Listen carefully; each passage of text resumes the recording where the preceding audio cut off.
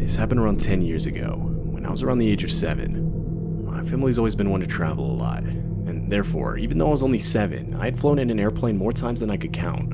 Along with this, I had also become very familiar with our local airport and its layout. This time specifically, we had shown up to our gate around 2 hours early. I remember waiting for around half that time when I had to use the bathroom. I told my parents this, and them obviously knowing I knew the layout of the airport, or at least enough to get to the bathroom, they let me go alone. And so I did. I made the 5-minute walk to the main bathrooms, which should be noted were actually the only bathrooms I knew of. It was around 3 a.m. at the time, and I guess that's when the bathrooms get cleaned, as they were completely roped off, which signified they were closed. I, again being 7 and not the best decision maker, proceeded to aimlessly walk around parts of the airport I was unfamiliar with to find another bathroom that I could use. And this led me to a hallway, which was sort of sectioned off from the rest of the airport. I thought I saw a bathroom sign near the end of it, and so I proceeded to walk down it. But when I was maybe halfway down the hallway, I clearly saw a head peek around a corner. It was a man. I instinctively stopped in my tracks. Hey kid. Come over here. Without even giving it a second thought, I continued walking down the hallway, now towards this man. I honestly at the time just thought it was an employee, and that he was going to direct me to a bathroom I could use. But no, the man explained how he was lost and needed me to follow him so that I could help him find the right gate for his plane. At the time, I not only trusted and believed him, but I was actually excited at the thought of helping this man. Like I said before, I was familiar with a good portion of the airport, and I guess the thought of being able to help an adult made me feel special. I responded saying I would help him, but that I wanted to let my parents know what I was doing real fast. Not even as a precaution, I was literally just excited and wanted to tell them. I told the guy I'd be right back.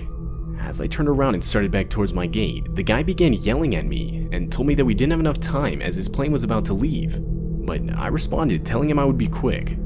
Shortly after exiting the hallway, I looked back and saw the man practically running out of the hallway and down the stairs that ultimately led to the airport's exit. I figured that was that. I thought it was weird, but I never brought it up to my parents, and after finding a bathroom I could actually use, I practically forgot about the whole thing. Fast forward to a couple years ago, and some coworkers and I were talking about weird stuff that we experienced as kids, and that memory just suddenly came back to me. Being a lot older, it only took a second to connect the dots and realize what actually almost went down. It was a really disturbing feeling to only realize how much danger I was in years later. In retrospect, I definitely should have told my parents about it right after it happened, but I just hope the dude didn't try it on any other vulnerable kids like me.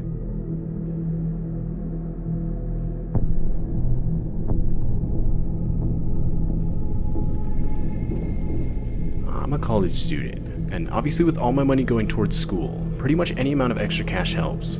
And because of this, mid-semester I decided to pick up a part-time job as a ramp agent at my local airport. Basically what this means is I'm the guy responsible for loading and unloading your airplane baggage. Now, every once in a while we have dead bodies transported in cargo bins, and this night was one of those occasions. On top of that, it was raining. Not just lightly raining, but pouring rain with decently close lightning. And of course, my manager assigned me to be throwing this plane. Basically all throwing means is that I was the one that had to pull all the cargo out of the storage bin of the plane. I was already tired from school earlier that day, but it was the last plane for the night, and all things considered, there wasn't too much cargo to unload. My coworker Dave pulled the ramp to the plane and raised it up so I could walk up the conveyor belt to enter the storage bin. I climbed into the small and cramped space and made sure to sit as far away as I could from the white cardboard box carrying the dead body. I was the only one up there, and I tried to be quick, because honestly I was just trying to go home and go to sleep. Although, there wasn't really much I could do to speed things up. The conveyor belt we use moves insanely slow, so as to give the guys on the floor time to scan each individual package. I was setting down packages for maybe 5 minutes, when I realized the lightning was not only becoming more frequent, but was also seemingly right on top of us. I had my earbuds in, and was trying to just ignore it, but that's when I heard the loudest crash that had ever filled my ears. It was lightning, but so close that I literally fell to the ground. Almost immediately, I instinctively looked up, and that's when I saw the most haunting sight I had ever seen. Down near the end of the storage bin of the plane, in the darkness, I could see the lid to the cargo bin with the dead body fly off. It was now sitting upright. The body quite literally went from laying down to an upright position so forcefully that the lid had flown off. In a full-on panic at this point, I ran as fast as I could down the ramp. All the while my coworkers were screaming at me that the plane had just been hit by lightning.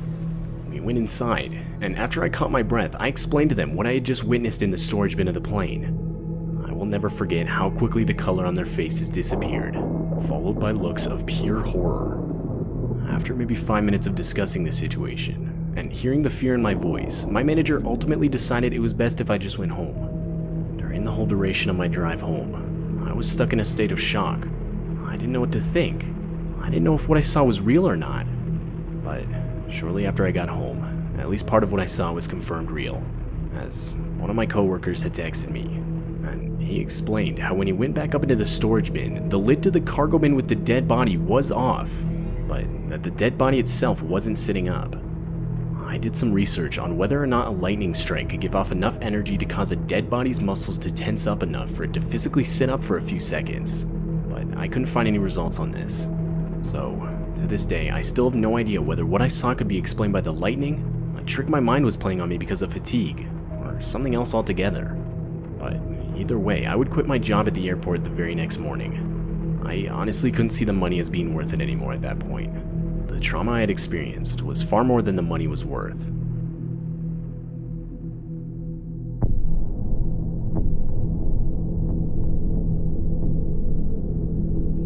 I live in Portland, Oregon, but because of my job, I'll often find myself in a completely different city for the weekend, or even sometimes a couple weeks at a time. What I do is similar to an event manager, and obviously this forces me to have to travel around the country a lot to be present at different events. The company I work for obviously pays for my flights, but it felt like no matter where I had to be, I was always put on the cheapest flight possible. I mean, I get it, the company was trying to save money, but this often resulted in terrible flight experiences. To say I saw some interesting people would be an understatement. But to be completely honest, I didn't really mind. I guess I figured as long as I got to my destination in one piece, that was all that really mattered. Or at least that's what I thought at the time. I was in the Dallas airport on a flight back home to Oregon. It was a Sunday night, and I had just finished working pretty much the whole weekend. And of course, I had to be in the office Monday morning. I was already exhausted from the whole weekend, which forced me to have to practically drag myself to my gate.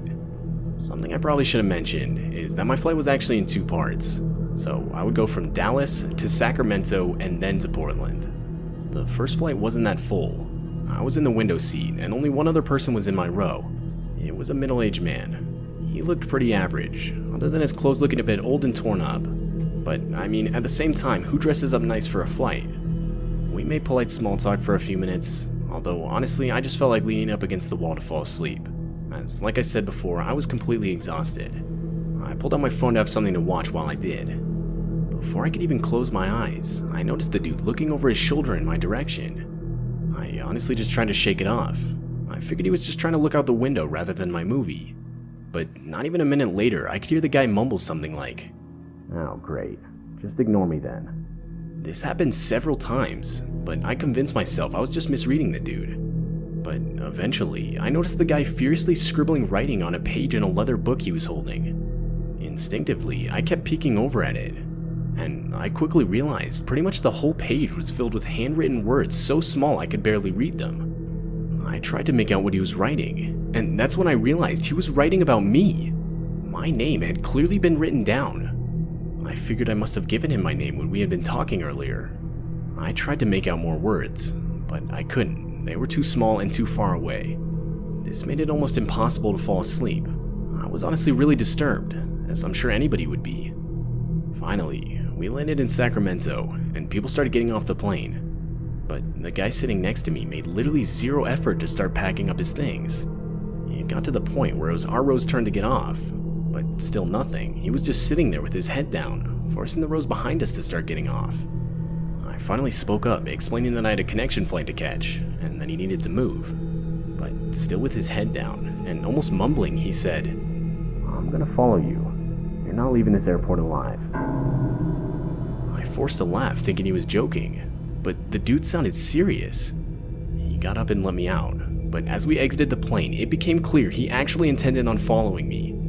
My walk turned to a jog, and looking behind me, I realized he did the same. After maybe 5 minutes of this, I reached the gate to my connecting flight, still with the guy right behind me. I went up to the desk, doing my best to maintain my composure. And firmly, I explained that I had no idea who this guy that was now standing right next to me was. They both laughed, thinking I was joking, but after seeing the desperation in my eyes, their smiles faded. Hesitantly, they asked to see our boarding passes, and I handed them mine, but so did the guy that had been following me. The employees made a few calls, and shortly after told me to follow them. They immediately took me through the boarding door and closed it before the man could follow us. I was being boarded 10 minutes before anyone else. Eventually the rest of the passengers were let on, and a woman who sat behind me asked what had happened. I gave her a quick summary, and that's when she replied saying, "Yeah, that guy had a complete and total freakout the second you got on the plane.